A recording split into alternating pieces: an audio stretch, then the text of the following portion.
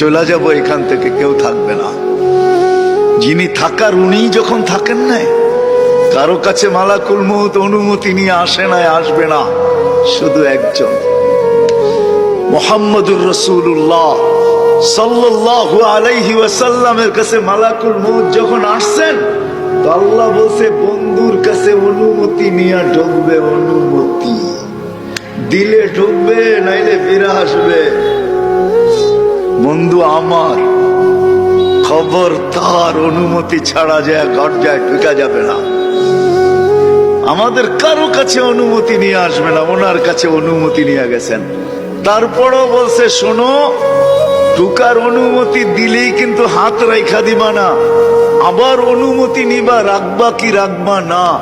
বন্ধু যদি হা বলে তো রাইখো, যদি না বলে তো চলে আসো। কেননা বন্ধু আমার। কার বন্ধু?